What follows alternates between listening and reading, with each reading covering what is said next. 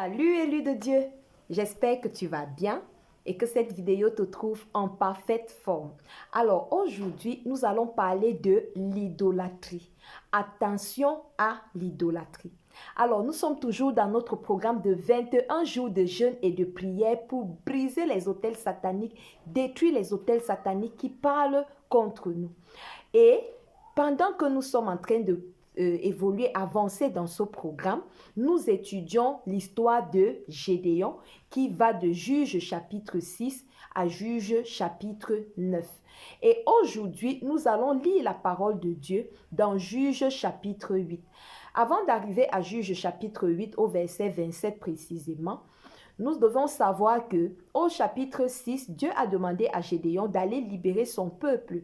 Et Gédéon est allé livrer bataille, il a gagné la bataille. Alors au chapitre 8, au verset 27, qu'est-ce qui est écrit? Il est écrit, Gédéon, bon, avant, on va commencer un peu au verset 26.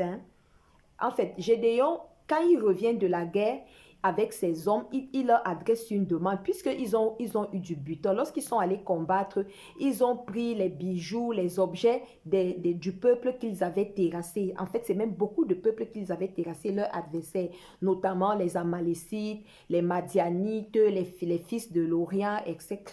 Donc, ils ont combattu beaucoup de peuples et ils ont eu à récupérer le butin sur ces peuples-là, les objets en or. Et il leur dit, j'ai une requête à vous faire. Il leur demande de lui donner tous leurs objets en or là qu'ils ont récupérés sur le champ de bataille. Gédéon leur demande de lui donner ces objets en or là. Pour en faire quoi? C'est ce que le verset 27 nous dit.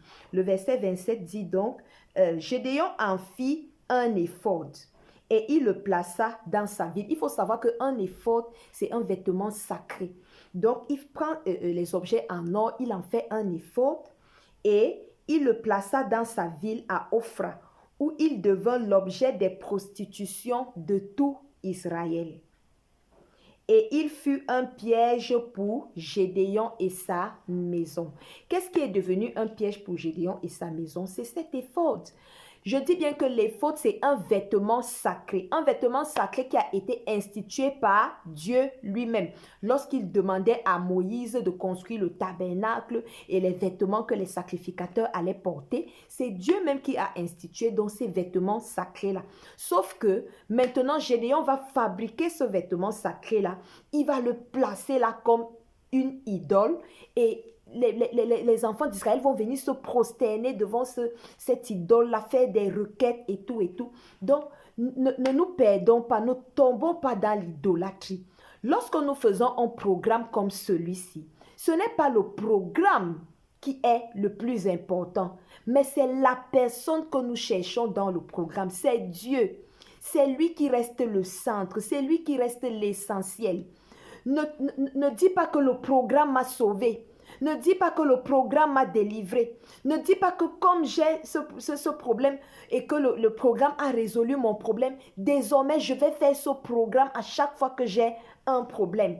C'est Dieu qui résout les problèmes. C'est Jésus la solution. Et lorsque nous entamons un programme comme celui-ci, c'est parce que nous recherchons Dieu. Nous le cherchons, nous cherchons la face de Dieu.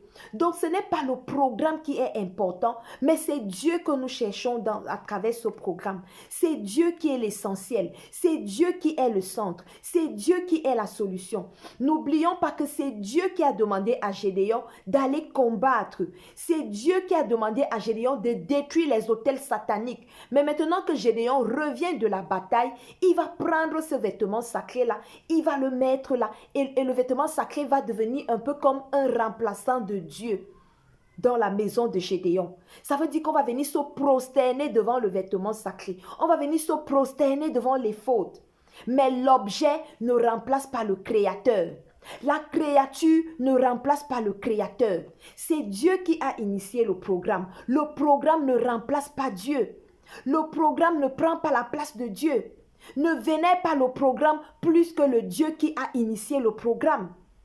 Donc Dieu est le centre. Dieu est celui que nous recherchons. C'est ton cœur que Dieu regarde. C'est ton cœur que Dieu recherche. Si tu cherches Dieu de tout ton cœur, il te répondra.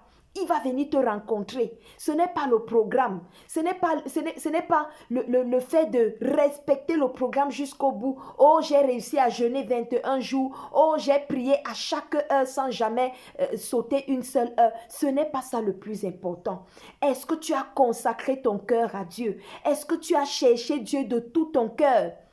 Donc, attention, ne sombrons pas dans l'idolâtrie. Ce n'est pas parce que ce programme m'a aidé que je vais vénérer le programme. Ce n'est pas le programme qui est important, mais c'est ton cœur face à la personne qui a initié le programme. C'est ton cœur face à ton Créateur. Est-ce que tu disposes ton cœur à recevoir Jésus? Est-ce que tu disposes ton cœur à recevoir les instructions de Dieu? Et une fois que tu as réussi ces instructions, est-ce que tu obéis? Est-ce que tu obéis? Attention à l'idolâtrie. Que ce programme, que ce genre de programme ne devienne pas ton idole. Ne devienne pas ce pourquoi tu soupires. Ne devienne pas la priorité dans ta vie. C'est Dieu la priorité. C'est après Dieu que nous devons soupirer chaque jour. Et lorsqu'il nous donne les instructions, nous devons obéir. J'espère que cette vidéo t'a fait du bien et que tu ne confondras pas et que tu vas rechercher le Créateur et non la créature. Shalom.